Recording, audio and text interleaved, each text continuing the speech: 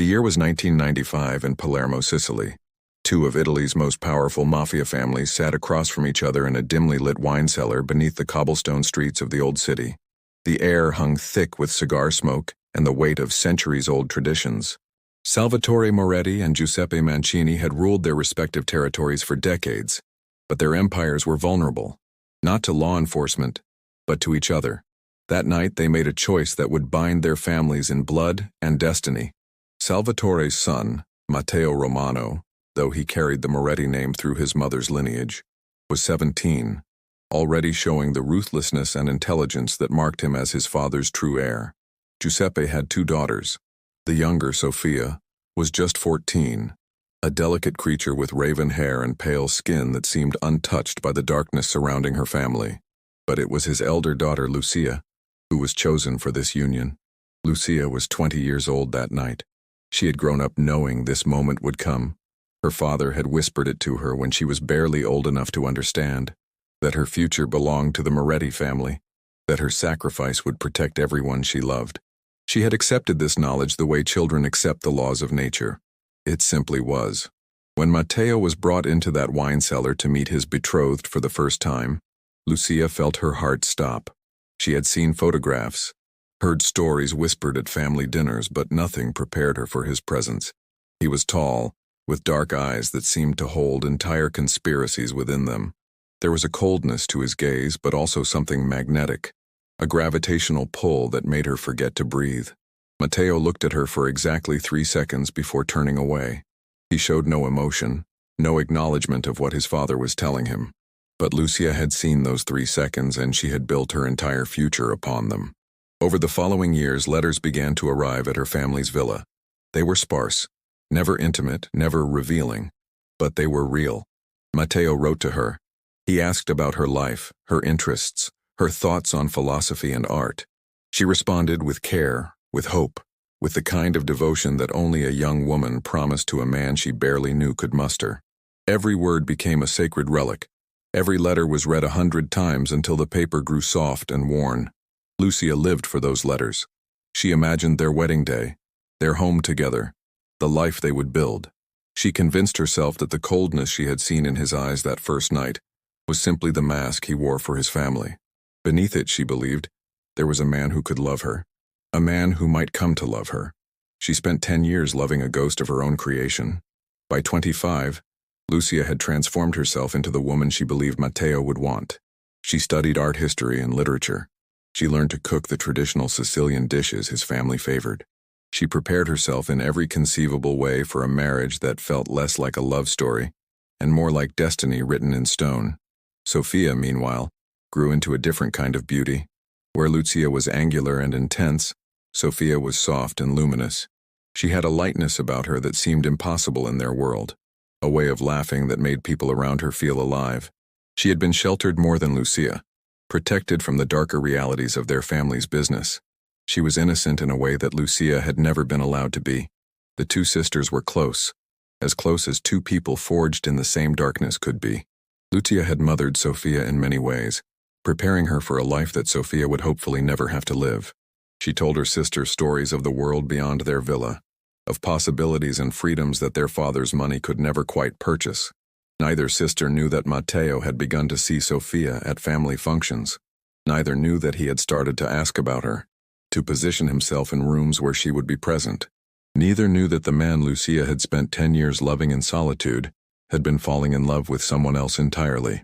The wedding was set for June 15, 2005, a Saturday. The Cathedral of Palermo was booked a year in advance. The guest list included every significant figure in organized crime from Naples to Messina. This was not merely a wedding. It was a geopolitical realignment, a treaty written in white silk and sacred vows. Lucia spent the morning of her wedding day standing before a mirror in her childhood bedroom. The dress was exquisite. Italian silk, hand-embroidered lace, a veil that had belonged to her grandmother. She looked like a princess stepping into a fairy tale. What she didn't know was that the fairy tale had already ended. What she didn't know was that 3 days before the wedding, Matteo had made a choice that would rewrite everything.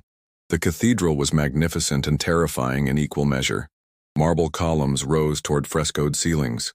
Hundreds of candles flickered like prayers. The pews were filled with men in expensive suits, women draped in jewels and secrets, families bound together by blood and business, and the kind of loyalty that transcended law. Lucia's father walked her down the aisle, his hand firm on her arm. She had practiced this walk 1,000 times in her imagination. She had imagined the moment she would see Matteo at the altar, the way his eyes would finally see her, truly see her, as his future, his wife, his partner in whatever dark empire they would inherit together. The organ music swelled, every head turned, and Lucia Moretti walked toward what she believed was her destiny. Matteo stood at the altar in a black suit that seemed tailored to his body like a second skin. He was impossibly handsome, impossibly cold. His best man stood beside him, his cousin Davide, a man known for his cruelty and his loyalty to the Moretti family in equal measure. Behind them stood the priest, an old man who had performed marriages and burials with equal solemnity for 50 years. Lucia's eyes never left Matteo's face as she walked. She was searching for the moment when he would see her, when recognition would flash across those dark features. She had built her entire adult life on the foundation of that moment. She reached the altar. She took his hands. They were cold, exactly as she remembered. She thought this was somehow fitting. Cold hands would be easier to warm. The priest began the ancient ritual, his voice echoing through the cathedral with the weight of tradition and theology. He spoke of love and sacrifice, of union sanctified before God. Lucia barely heard the words. She was focused entirely on Matteo's face, on the slight distance in his gaze, on the way his jaw clenched as if he were grinding his teeth. When the priest came to the vows, Matteo's voice was steady and clear. He spoke the words that bound him to her forever. Lucia felt tears begin to fall. This was happening. This was real. After 10 years of waiting, of loving, of building herself into a woman worthy of this moment, it was finally real. The priest turned to her. He asked the question that had been asked at the beginning of time itself. Lucia opened her mouth to answer, and then she felt it, a shift in the air, a change in the quality of Matteo's silence. She looked at his face and saw something she had never seen there before. Conflict. Raw, visible, undeniable conflict. His eyes moved. Not to her, to the pews, to where Sophia stood, tears already streaming down her beautiful face, her hand covering her mouth as if she could somehow unsay the words that hadn't been spoken yet. The moment stretched like taffy, like honey, like something that might never end. The entire cathedral seemed to hold its breath. Matteo released Lucia's hands. Not gently, not with ceremony. He simply let go, as if they had never been connected at all. He stepped toward Sophia. Time fractured.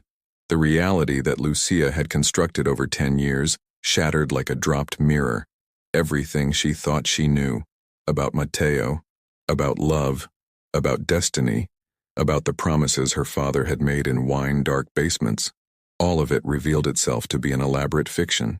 The church erupted. Men stood from the pews. Women gasped. Giuseppe Mancini's face turned from shock to rage so profound that he seemed to age a decade in seconds.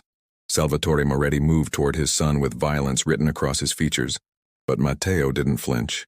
He stood in the center of the cathedral, his hand extended to Sophia, his face showing no emotion whatsoever. This was a calculated move. This was not a spontaneous eruption of feeling. This was a choice made in full knowledge of its consequences. Sophia didn't move. She was frozen in her pew, her eyes wide, her hand still covering her mouth. Behind her, her mother had already begun to cry. Lucia stood alone at the altar, still wearing the white dress, still holding the bouquet of white roses that suddenly seemed obscene in their purity. The veil, the beautiful, intricate veil that had belonged to her grandmother, began to slide from her head. She reached up to catch it, but her hands were shaking so violently that she couldn't grip anything at all. It fell to the marble floor, and as it fell, something inside Lucia fell with it. The young woman who had believed in promises and destiny, who had built her life on the foundation of a man's affection, who had transformed herself into a woman worthy of love. That woman died in the space between one heartbeat and the next. What replaced her was something harder, something colder, something that looked at the world and saw not destiny, but opportunity. The security moved swiftly. Matteo was pulled from the cathedral, Sophia with him. Giuseppe Mancini's men surrounded his daughter. Salvatore Moretti stood in shock, his face unreadable. The guests began to murmur, to stand, to process the profound breach of protocol that had just occurred. No one was certain if violence would erupt right there in the house of God. But Lucia was already gone, walking back down the aisle with a composure that terrified everyone who witnessed it. She didn't run. She didn't cry. She simply walked, one foot in front of the other, her white dress the only thing moving through the cathedral like a ghost. By the time she reached the doors, she was already planning. The months that followed the wedding that never was became known in certain circles as the great humiliation of the Mancini family. Giuseppe Mancini became a man, transformed by rage. He stopped attending meetings. He began to drink heavily. The family business, which had thrived under his leadership for 30 years, began to falter. Enemies sensed weakness the way sharks sense blood in water. Salvatore Moretti, too, was forced to manage the fallout from his son's actions. But Salvatore was a politician before he was a father. He made the calculation that Matteo's choice, while unorthodox and deeply insulting to the Mancini family, was ultimately pragmatic. Matteo had not married outside the family. He had not chosen a woman without connections. He had simply chosen a different Mancini daughter.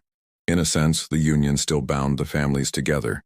It was an insult, yes, but it was an insult that could, with time and careful diplomacy, be managed. Sofia and Matteo married quietly, in a private ceremony 3 months later. The event was small, restrained, deliberately designed to minimize further humiliation to Giuseppe Mancini. But the damage was done. The Mancini family's reputation had been wounded in a way that no quiet ceremony could ever repair. Lucia disappeared from public life entirely. She moved out of her father's villa and into a small apartment in the Mondello district of Palermo. She told no one where she was going. She left no forwarding address. She simply vanished as if the woman who had stood at that altar had been an illusion all along. But Lucia was not destroyed. Lucia was transforming. In the quiet of her small apartment, she began to research. She had grown up in the world of organized crime, but she had been sheltered within it, protected, kept in a carefully maintained bubble of innocence. Now she began to study the architecture of her father's business. She began to understand the money flows, the power structures, the fragile alliances that held everything in place. She discovered that her father had enemies she never knew existed. She learned the names of men who would have moved against Giuseppe Mancini if they had not been terrified of his power. She began to understand, with the clarity that only comes from obsessive study, that her father's empire was not as solid as it appeared. It was built on fear and tradition, yes, but fear and tradition can crumble when the fear is removed and the tradition is broken. She also studied Matteo Romano more carefully than she ever had before. What she learned was shocking. Matteo was not the cold, calculating man she had believed him to be. Or rather, he was, but his coldness masked something deeper. He was intelligent in a way that transcended his family's crude power structures. He had been planning his move against the Mancini family for years. Marrying Sofia was not an act of romantic rebellion. It was a strategic acquisition of leverage within the Mancini organization. Sofia, meanwhile, had become something Lucia barely recognized. Her younger sister, who had always been so luminous and free, had been absorbed into the Moretti family like a gem swallowed by stone. She appeared at public events, beautiful and silent, her eyes empty of the light that had once defined her. Matteo had married her, it seemed, not because he loved her, but because she was useful. Because her position as the favored daughter gave him access to secrets and networks within the Mancini organization. Because she was malleable enough to be shaped into whatever tool he needed her to be. Lucia realized, with the kind of clarity that feels like physical pain, that her sister had fallen into the same trap that she herself had almost fallen into. The trap of a woman who gave everything to a man who saw her only as a piece to be moved on a board. The difference was that Sofia had been complicit in her own destruction. She had chosen this. She had known exactly what she was doing. This knowledge did not create pity in Lucia's heart. It created something far more dangerous: understanding. By the second year of Lucia's self-imposed isolation, she had begun to build a network of her own. She was no longer the heir to the Mancini family. That role had been taken from her by accident of birth and the choices of men. But she was something potentially far more valuable. She was invisible. She was without official power and therefore without official enemies. She was a ghost. and ghosts can move through the world unobserved. She began to make contacts with men who had been pushed out of her father's organization. She began to establish relationships with independent operators, people who wanted to move up in the hierarchy, but didn't have family connections to do so. She offered them something valuable: information, strategy, and most importantly, leadership. She became a woman who knew secrets. She became a woman who understood power. She became a woman who had nothing left to lose and everything to gain by reshaping the world according to her vision. The transformation was complete when she cut her hair. It had been long, down to her waist, the kind of beautiful dark hair that men's hands wanted to touch, the kind of hair that marked her as a woman meant to be looked at, desired, owned. On a gray morning in the 3rd year of her isolation, Lucia took scissors and cut it to her jaw. She looked at herself in the mirror and barely recognized the person looking back. That woman was not the bride who had stood at an altar. She was not the devoted girl who had written love letters to a man who never truly saw her. She was something new, something that had been forged in humiliation and sharpened by rage and polished smooth by careful planning. She was ready. By the time Lucia returned to Palermo's legitimate business world, 6 years had passed since her wedding day. She had spent every day of those 6 years building a foundation that no one in her family had noticed. She had established herself under a false name, Alessandra Marino, as a consultant specializing in restructuring failing businesses. She had moved money through channels so clean that no one could trace its origins. She had cultivated relationships with law enforcement officials, with politicians, with men and women in positions of power who had no idea that they were being set up, piece by piece, to become part of her larger design. When she began to move against her father, it seemed to come from everywhere at once. First, there was the investigation. Federal authorities suddenly had access to financial records that should have been untraceable. They began to piece together a pattern of money laundering that spanned 20 years. Evidence emerged: photographs, recordings, documents, all of it carefully curated and presented by anonymous sources to prosecutors who had been waiting for exactly this kind of opening. Giuseppe Mancini, who had spent his entire life staying just beyond the reach of law enforcement, suddenly found himself staring at multiple indictments. And more terrifying than the indictments was the realization that someone inside his organization had betrayed him. The paranoia that followed was swift and devastating. Trusted lieutenants were suddenly suspected of being informants. Men who had worked for Mancini for decades were arrested on suspicion of cooperating with federal authorities. The organization began to eat itself from the inside. Then came the business attacks. Legitimate enterprises owned or protected by Mancini interests began to fail. Contracts were lost to competitors. Supply chains were disrupted. Financial pressures mounted. It became clear that someone was systematically dismantling the civilian infrastructure that supported the family's criminal operations. Giuseppe Mancini began to drink more heavily. His health deteriorated visibly. He was reduced from a man of power to a man constantly looking over his shoulder, certain that betrayal lurked everywhere. But the real blow came when Salvatore Moretti began to distance himself from the Mancini family. Matteo had been patient and calculating in his rise within the Moretti organization. He had used his marriage to Sofia as a way to access Mancini family secrets. He had used his position to create a divide between the two families. And when the moment was right, when Mancini had been weakened by federal investigation and internal paranoia, Matteo made his move. The alliance between the families was quietly dissolved. Salvatore Moretti announced a new partnership with a rival Sicilian family, one that had nothing to do with the manicness. The message was clear. The Moretti family had no use for the Mancinis anymore. Within months, the Mancini organization had fractured into competing factions. Men who had been loyal for decades switched their allegiances. Territory was lost. Revenue streams dried up. The empire that Giuseppe Mancini had spent 40 years building collapsed like a house of cards.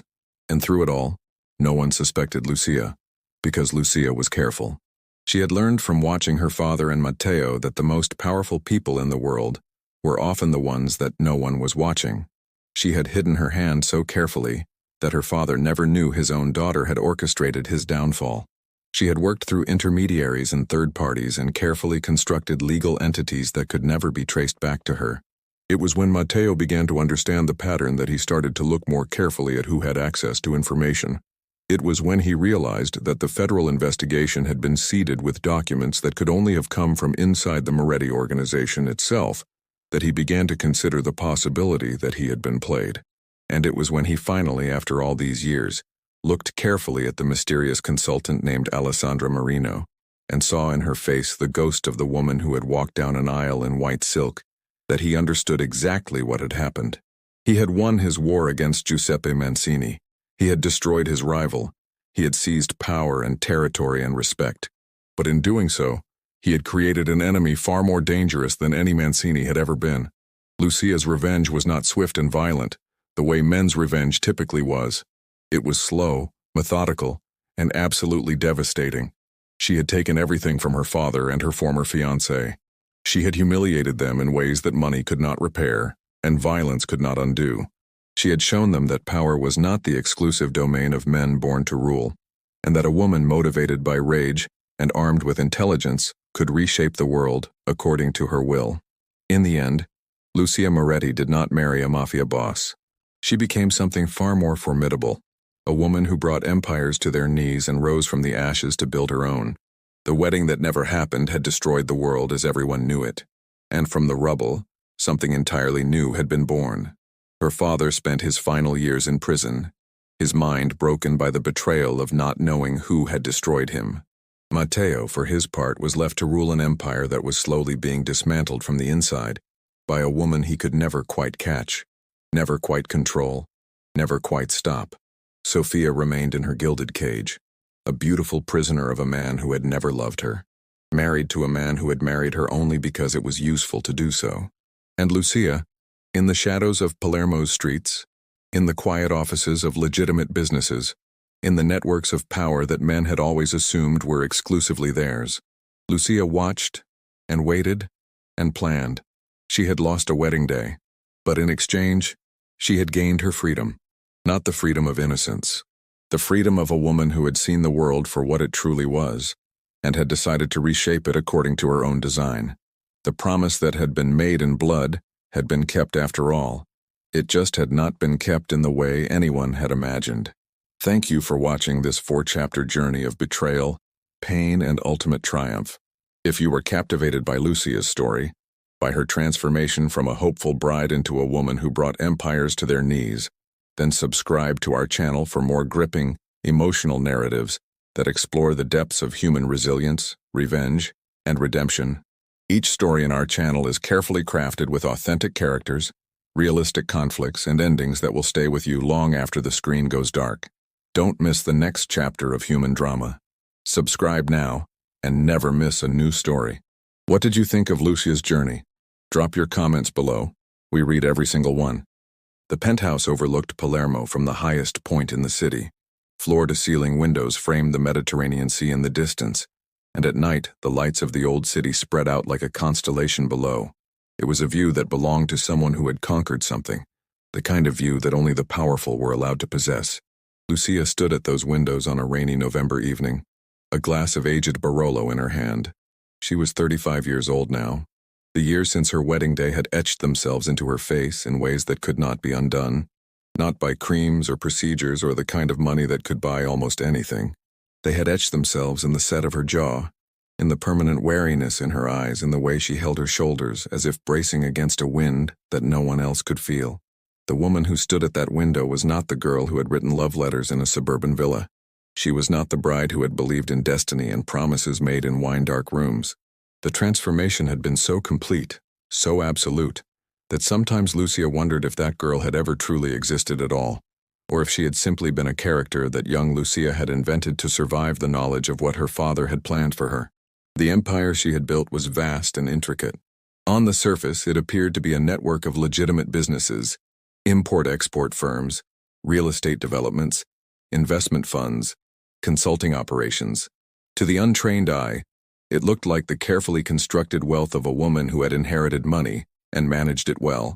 Only a handful of people in the world knew that those legitimate businesses were the public face of something far more complex and far more powerful.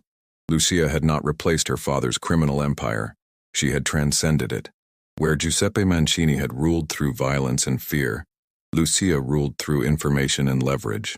Where the old Mafia families had dealt in drugs and protection rackets and extortion, Lucia dealt in secrets and access and the quiet manipulation of systems that most people didn't even know existed. She had learned that true power was not visible. True power worked through channels so subtle that people didn't even realize they were being influenced. True power looked like legitimate business transactions and government policy decisions and market movements that seemed inevitable in retrospect, but were actually the result of careful orchestration by a woman whose name appeared on no official documents. The rain continued to fall against the windows. Lucia watched the city lights blur and refract through the water. She thought about what had happened to all the people who had been part of her story, the people whose lives had intersected with hers in ways that had seemed momentous at the time. Her father, Giuseppe Mancini, had died in federal prison 7 years ago. He was 68 years old when he went, but he looked 90.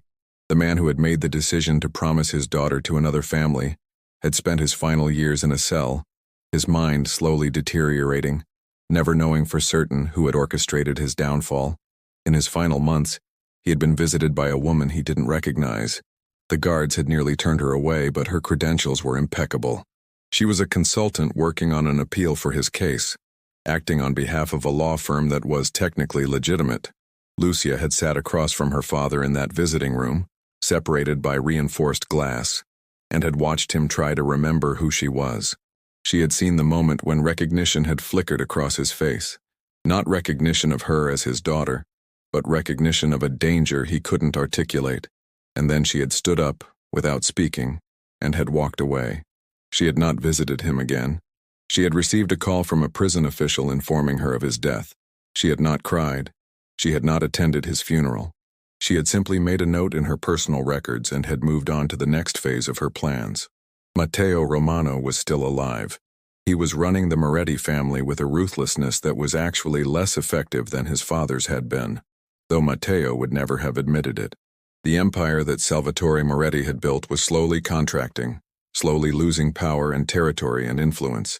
Some of this contraction was inevitable. The world was changing. Law enforcement was becoming more sophisticated. The old family structures were becoming obsolete. But a significant portion of that contraction was also due to Lucia. She had never moved against Matteo directly. That would have been too obvious, too crude. Instead, she had cultivated relationships with his rivals and his subordinates. She had created situations where ambitious men within the Moretti organization found themselves with opportunities to move up in the hierarchy. She had seeded his organization with people who reported directly to her, who followed her instructions, who slowly shifted the power dynamics from within. Matteo had lost more than half his territory in the past decade. His businesses were being squeezed out of markets by competitors who seemed to know his every move before he made it. His alliances were crumbling. His subordinates were plotting against each other, destabilized by the knowledge that information was leaking somewhere, but unable to locate the source. He had tried, once, to contact Lucia. It had been 5 years ago. He had discovered, through his own intelligence network, that Alessandra Marino was actually Lucia Mancini. He had sent her a message, not a threat, but something more sophisticated, an offer. He proposed a truce, a division of territory, a way for both of them to coexist without destroying each other. Lucia had not responded. Instead, she had intensified her campaign against him. Within 6 months, 2 of his most trusted lieutenants had been arrested on federal charges. Within a year, his connection to the Mancini family, which he had once leveraged as a source of strength, had become a liability. Federal investigators, who had received anonymous tips about various criminal activities, had begun to ask questions about whether Matteo had been involved in the disappearance of a particular money courier 10 years ago. He had not been involved, but proving that in court was another matter entirely. The message was clear. There was no truce to be had. There was only the continuation of Lucia's slow, relentless dismantling of everything he had built. Sofia, Matteo's wife, lived in a villa on the outskirts of Palermo. She rarely left it. Over the years, she had transformed into something that Lucia barely recognized as human, a woman who existed in a kind of suspended animation, beautiful, but hollow, maintained by a husband who saw her as a possession rather than a partner. They had no children. Matteo had never trusted Sofia enough to allow that kind of vulnerability. There had been a moment, about 2 years into Lucia's revenge campaign, when she had considered reaching out to Sofia. She had thought, for a brief period, about freeing her sister from the gilded cage she had helped construct. She had actually drafted a letter, written in her own hand, explaining the situation to Sophia and offering her a way out. In the end, she had never sent it, because Lucia had realized after years of careful observation that Sophia did not want to be freed. Her sister had become something else, not a victim exactly, but a woman who had made her peace with her own captivity. Sophia spent her days with other women in similar circumstances, women whose husbands ruled empires or ran criminal organizations. They shopped. They attended private art exhibitions. They supported each other in a way that was actually quite tender, despite the circumstances that had brought them together. There was a kind of dignity in that surrender, Lucia had decided, a kind of strength in accepting what could not be changed and finding meaning and connection within those narrow constraints. It was not the path Lucia had chosen for herself, but she had come to understand that it was a path that some women chose deliberately, even if the choice was made under duress. She had left Sophia alone. She had left her sister's world untouched, even as she systematically dismantled everything around it. The only direct interaction Lucia had allowed herself with her sister had come about 3 years ago, at a charity gala for a children's hospital. It was the kind of event where wives of powerful men were expected to appear, where donations were made and photographs were taken, and the appearance of normalcy was carefully maintained. Lucia had attended, not as Lucia Mancini, but as a successful businesswoman and philanthropist. She had donated a significant sum to the hospital's pediatric wing. Sophia had been there, standing near the silent auction tables, wearing a dress that probably cost more than most people's annual salary. She looked beautiful and sad in a way that made Lucia's chest ache with a feeling she couldn't quite name. It wasn't quite guilt. It wasn't quite pity. It was something more complicated, the recognition that they had once been sisters, and that fate and the choices of men had transformed them into strangers. Lucia had stood a few feet away and had simply observed her sister for several minutes. Sophia had not noticed her, or perhaps she had noticed but had not recognized her. The woman Lucia had become bore very little resemblance to the girl Sophia had known. When their eyes had finally met, across that crowded ballroom, something had passed between them, a moment of understanding that existed outside of language. Sophia had tilted her head slightly, as if asking a question, and Lucia had turned away, disappearing into the crowd, leaving her sister to wonder if the stranger she had just seen had been a familiar face, or simply a trick of memory and hope. It was the closest Lucia had allowed herself to come to reconciliation, and it was enough. Now, standing at her window overlooking the city 10 years after a wedding that had never been, Lucia thought about the nature of revenge and whether it had satisfied her in the way she had hoped it would. The answer was complicated. She had destroyed her father's empire. She had weakened her sister's husband's organization to the point where it was no longer a significant power in the region. She had orchestrated the humiliation of powerful men who had treated her as a game piece to be moved around a board. She had proven that she was smarter than all of them, more patient than all of them, more willing to sacrifice immediate gratification for long-term strategic advantage. She had won, and yet, in winning, she had created for herself a kind of prison that was perhaps not so different from the one Sophia inhabited. Lucia was free in ways that her sister would never be free. She answered to no one. She answered for no one. She had built an empire according to her own vision and ruled it according to her own principles. But that freedom had come at a cost. She did not have close friendships. She did not have romantic relationships. She did not allow anyone to know her completely or to see her vulnerable. She had constructed herself as carefully as she had constructed her business empire. Every detail calculated, every emotion monitored, every conversation strategic. She was never, not for a single moment, truly relaxed or truly herself. This was the price of power, she had come to understand. The price of being a woman in a world that had been built by men for men was that you could never afford to be less than perfect. You could never afford to make mistakes. You could never afford to show weakness or doubt or the normal human capacity for compassion and connection that was afforded to the men around her. She had become powerful. But she had become powerful in a way that required her to be, at all times, a weapon, a carefully maintained, perfectly honed weapon. That was not something that was supposed to have feelings or desires, or the capacity for genuine love. Sometimes, late at night, Lucia wondered if her revenge had actually been directed at Matteo and her father, or if she had been using them as targets for something that was actually directed at herself, at the part of her that had believed in love and destiny and the transformative power of human connection.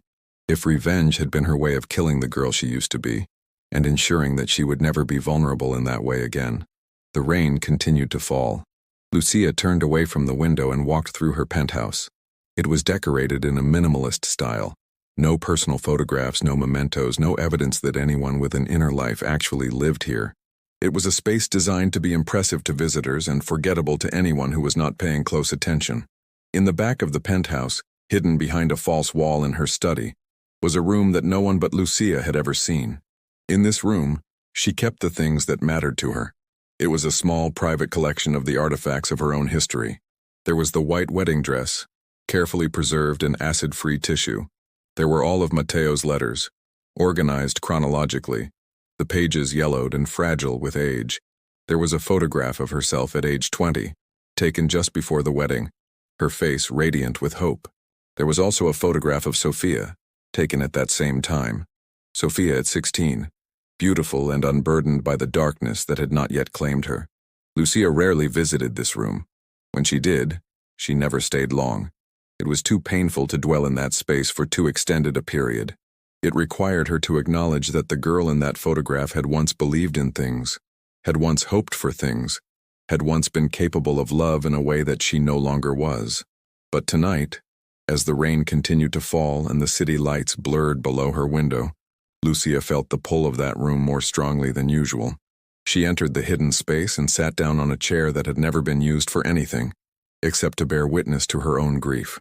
She looked at the wedding dress, at the letters, at the photographs of the people she used to be and used to know, and she allowed herself to cry. It was not a dramatic cry, not a release of long-held emotion. It was quiet and contained, exactly as she had learned to do everything quietly and contain everything. But it was real. For the first time in a very long time, Lucia allowed the walls that she had built around herself to crack, just slightly, and allowed herself to feel the weight of what she had done and what it had cost her. She had won her revenge.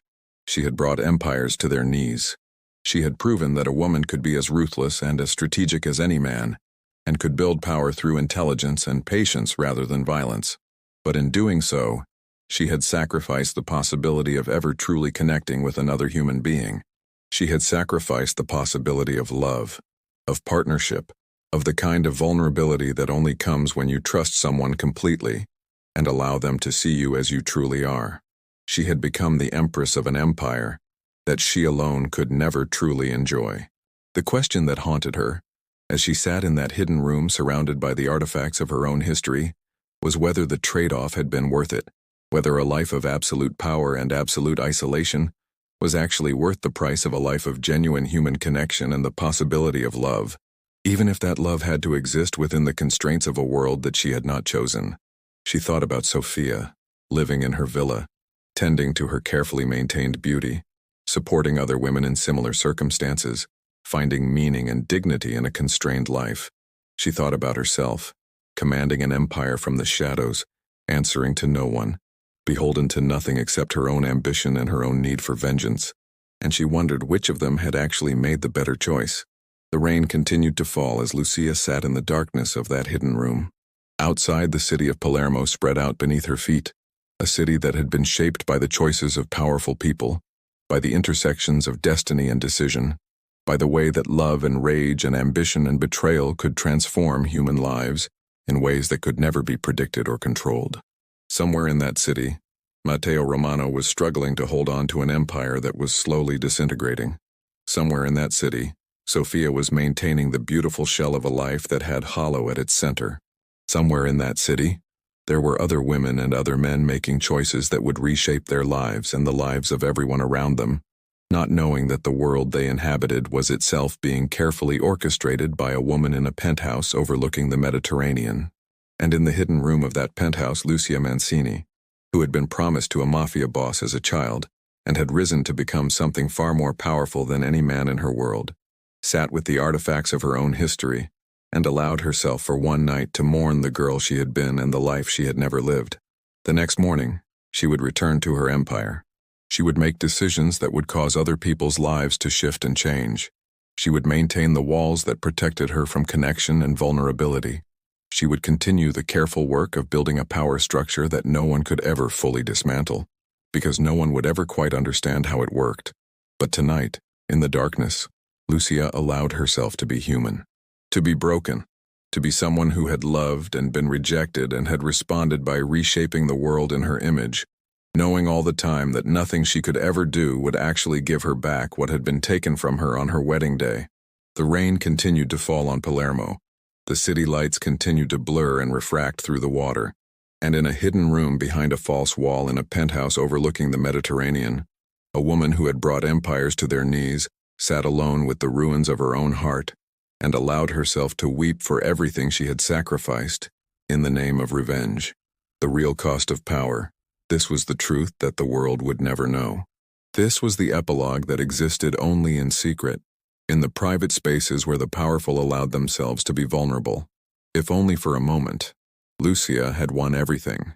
But winning, she had discovered, meant losing the one thing that actually mattered, the possibility of being loved for who she truly was, rather than feared for what she had become. And that, more than any empire or any act of revenge, was the true tragedy of her story.